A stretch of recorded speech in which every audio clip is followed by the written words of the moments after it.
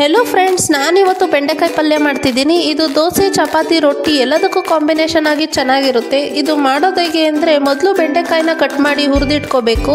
ಅದಾದಮೇಲೆ ಒಗ್ಗರಣೆಗೆ ಸಾಸಿವೆ, ಕರಿಬೇವು, ಈರುಳ್ಳಿ, ಸ್ವಲ್ಪ ಹಸಿಮೆಣಸಿನ್ಕಾಯಿ ಹಾಕ್ಕೊಂಡು ಹುರ್ಕೋಬೇಕು. ಈ ಬಾಣಲಿ ಏನಕ್ಕೆ ಕಪ್ಪಾಗಿದೆ ಅಂದರೆ, ನಾನು ಫಸ್ಟೇ ಬೆಂಡೆಕಾಯಿನ ಈ ಬಾಣಲಿಲೇ ಹುರ್ಕೊಂಡಿದ್ದೆ, ಹಾಗಾಗಿ ಸ್ವಲ್ಪ ಕಪ್ಪಾಗಿದೆ. ಇದಾದಮೇಲೆ ಹಚ್ಕೊಂಡಿರೋ ಟೊಮೊಟೊ ಹಾಕ್ಕೊಂಡು ಹುರ್ಕೋಬೇಕು.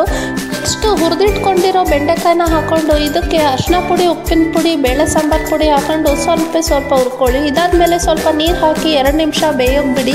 ಬೆಂದಾದಮೇಲೆ ಇದಕ್ಕೆ ಸ್ವಲ್ಪ ಕಾಯಿ ತುರಿ ಮತ್ತು ಕೊತ್ತಂಬರಿ ಸೊಪ್ಪು ಹಾಕ್ಕೊಂಡು ಸ್ವಲ್ಪ ಲೈಟಾಗಿ ಹುರ್ಕೊಂಡಾದಮೇಲೆ ಪಲ್ಯ ರೆಡಿ ಆಗುತ್ತೆ.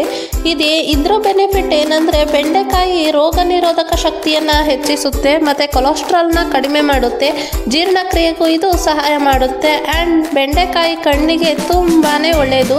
ನೀವು ಸಹ ವೀಕ್ಲಿ 1 ಟೈಮ್ ಆದರೂ ಬೆಂಡೆಕಾಯಿ ಪಲ್ಯ ಮಾಡ್ಕೊಂಡು ತಿನ್ನಿ, ತುಂಬಾ ಒಳ್ಳೆಯದು.